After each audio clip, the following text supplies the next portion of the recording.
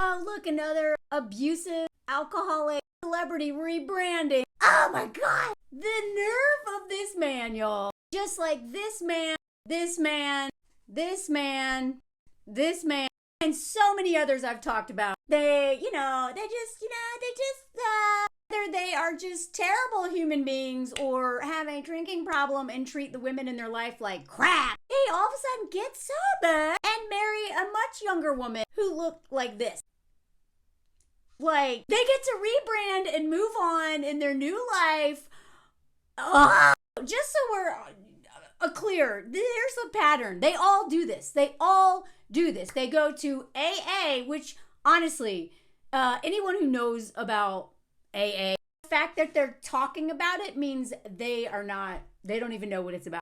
They're not supposed to be talking about it. That's part of the deal. And they're like, I'm in AA, I'm reformed. So don't believe any man who's like, I'm not an abuser anymore, I went to AA. Sure you did, bro. I have lots of friends in program, and these men are hiding behind 12-step programs. Some will move to another country and meditate for a long time. Russell Brand, I don't even know what he did, but he did, he's like, they all do the same thing. They do the same thing. They are no different. They literally just think that we're going to forget everything they did because they were an addict and now they're not, and they're a good person who just also either just were terrible to other people or treated their wives like crap or literally, hit their own kids on a plane, Brad Pitt. Allegedly, okay? Allegedly. This man right here has more nerve than all of them. Not only was he confirmed or whatever, now he wants to be in the Catholic Church. He also wants to be a deacon now.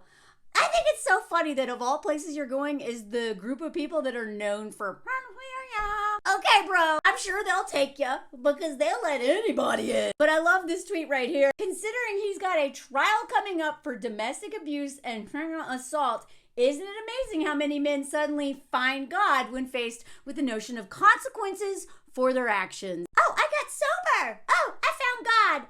Oh, it's always something. Look at this. Look, I'm a good boy. I'm with all these dudes who probably are all turtle. Just pay attention long enough to how sorry he is, how reformed he is. Really, really sorry. He's a changed man. They all think he's sorry. Maybe we'll forget what he did to this amazing woman. Maybe we'll forget. Don't forget. I'm going to remind you just now. But before I remind you, I just want you to know who his inspiration is. Mel Gibson, of all people, one of the worst men in Hollywood, racist, misogynist. This dude, I'm not surprised he still has a career, but it's how does he still have a career? I mean, of course he has a career, but how does he have a career? Look at this. Many years ago, he's talking about Mel Gibson. I went to his house and told him to his face that his religious views and politics were a hindrance to his craft. He giggled with grace and told me to read about the Macbeth. Well, I don't care. As I fell forward, he always remained supportive.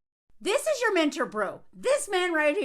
These are the people you want to be associated with. These people right here. We're supposed to be yeah, he's definitely reformed. It's probably the only people that would take him at this point. Because the timing of this is perfect, okay? Because FkAtwigs has a lawsuit coming up this year that is going to hopefully hold this man accountable for horrendous abuse. So what all did he do? Let's look. This was in the New York Times a while ago. Trigger warning, massive trigger warning. So much respect to this woman for coming forward and sharing her story. There was also an interview when asked, why did you stay? And she straight up said, why are you asking me that? Why did he do it? That interview, everyone was talking about, because we should really stop asking women, why'd you stay? Why did you stay? Why is he doing this? So back to just yesterday, I was making some videos about men and they abuse us with cars. Perfect example. Now, he did a lot of stuff, but one of the things that really ended their relationship was the way he, and the whole lawsuit is based around this incident. So he was driving recklessly, removing his seatbelt, threatening to crash unless she professed his love for him. These men don't get that being in a car with men is already terrifying because so many of them refuse to emotionally regulate and use their cars to terrorize you with their moods because you like don't want to upset them while they're driving this thing that could literally end your life. And so they play these games. They oh god. I'll tag my video below so you can watch if you haven't already. So they were on a road trip back from the desert. He raged at her throughout the trip. During the whole vacation, he woke her up in the middle of the night, choking her. So at a certain point during the car ride back, she begged to be let out of the car. He he finally let her out, kind of, and then followed her, threw her against the car, screaming in her face, forced her back in the car. Now, the dude has already been arrested multiple times for all kinds of stuff and never really faced any real consequences. He's been arrested for assault, disorderly conduct with one of his other girlfriends. He was caught on video saying this is the kind of thing that makes a person abusive. And on video later admitted, while these men were giving him a ride home, if I had stayed there, I would have unalived her. I believe that. So he's also been known to grab and squeeze to the point of bruising. Said she did, like all of these women, whether you're famous or not, did not go to the place out of misguided concern about harming him or his career. And then also just knew that no one would believe her or take her seriously. I've talked about that. You know, as a white woman, you know, I'm most likely to be believed out of all women going to the police. And those men did not help me at all. It is so much worse for black women especially. And as we saw, and I did a video about this the other day, women also don't come forward because there's a chance they will literally be unalived themselves if they're black women especially. So here's some other stuff I want to point out because this is exactly what my ex did. And in addition to threatening to unalive me with the car, almost driving me over a cliff, he didn't like it when she spoke to male waiters. My ex worked in a pizza shop. He was the cook, I was the waitress, but he had direct line of contact for me all the time. He could see everywhere I was going. And anytime a man came in to order pizza, he'd be like, "What were you talking about?" I'm like, "He wants pizza with pepperoni, extra cheese." And he was like, "Yeah, right." I couldn't even take orders from male patrons because of this, right? So she said she learned to keep her eyes down when men spoke to her.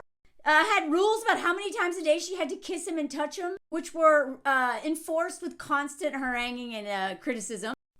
So this right here, another thing, they love having you not in your home country or hometown because you are either further isolated. She wanted to go back to London. He convinced her to stay in LA where she doesn't have the support system that she would normally have. Do not move for these men, y'all. So living with him, he kept a loaded pew-pew by the bed, and she was so scared to use the bathroom at night because she thought he would mistake her for an intruder. And that's what we saw with Oscar, the dude in South Africa who just got let out of prison. Because, you know, only a few years is enough for unaliving a woman in the bathroom.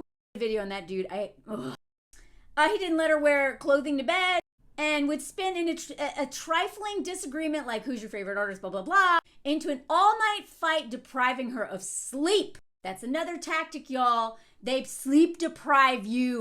My ex, we did all kinds of things to deprive me of sleep, and he also convinced me to all the time so that my judgment was all foggy and I couldn't think straight. This is intentional. It's a form of control. But look at his defense.